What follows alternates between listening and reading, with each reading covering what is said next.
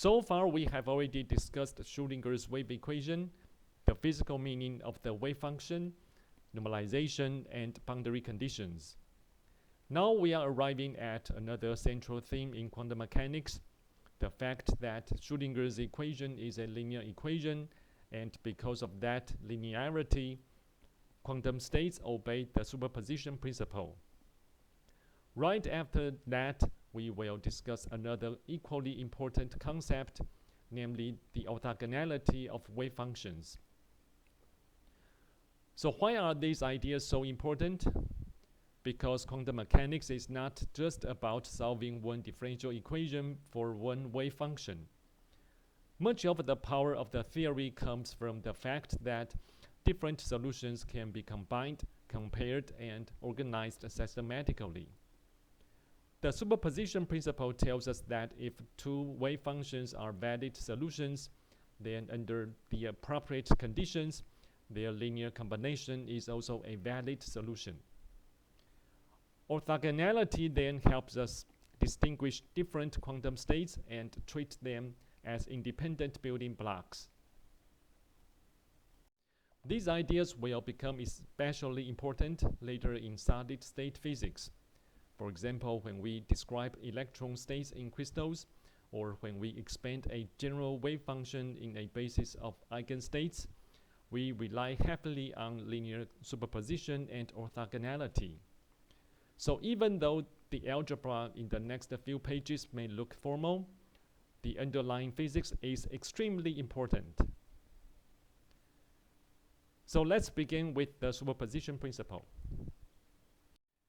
We begin by reminding ourselves that Schrödinger's equation is a linear second-order partial differential equation. Because it is linear, it allows the superposition of solutions, just as other linear differential equations do. That is the key mathematical fact behind the entire discussion. Suppose psi1 and psi2 are both solutions of Schrödinger's equation. Then the superposition principle states that any linear combination of them, which is C1 times psi1 plus C2 times psi2, is also a solution where C1 and C2 are arbitrary complex constants.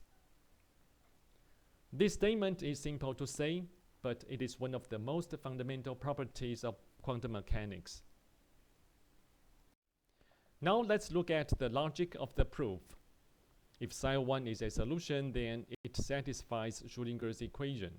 Likewise, if psi2 is a solution, then it also satisfies Schrödinger's equation. Because the equation is linear, multiplying either solution by a constant doesn't destroy the solution property. So C1 psi1 is a solution, and C2 times psi2 is also a solution. By adding the two resulting equations shown here,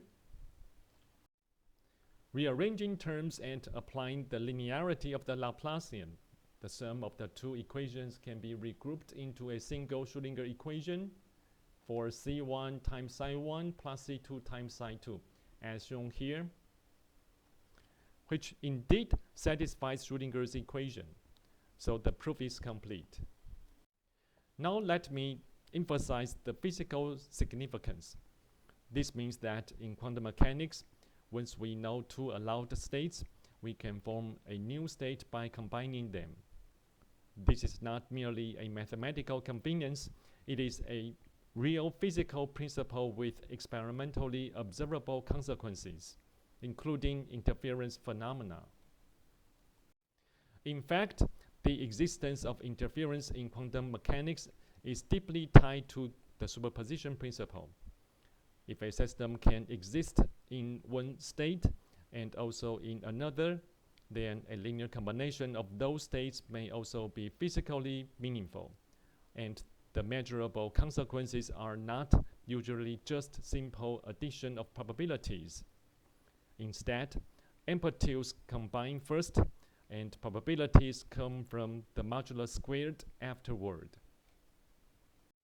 So Schrödinger's equation is linear, therefore linear combinations of solutions are also solutions. Now here comes a very important additional point, which is the new solution must still be normalized. This is crucial.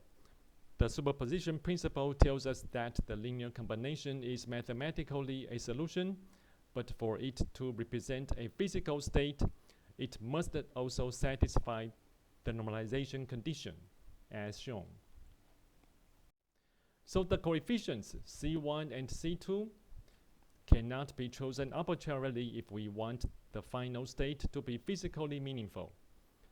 In practice, after forming a superposition, we often need to normalize the result. On the other hand, we also introduce the Dirac bracket notation, sometimes called bracket notation. In the Dirac bracket notation, a state vector is denoted by a kit, written as the kit psi, and its dual is denoted by a bra, written as the bra psi. Then the normalization condition can be written compactly as shown in this expression. This notation is very useful and will become more important later, especially when we discuss operators, eigenvalue problems, and abstract vector spaces in quantum mechanics. At this early stage, you may interpret bra psi kit psi simply as the inner product of the state with itself.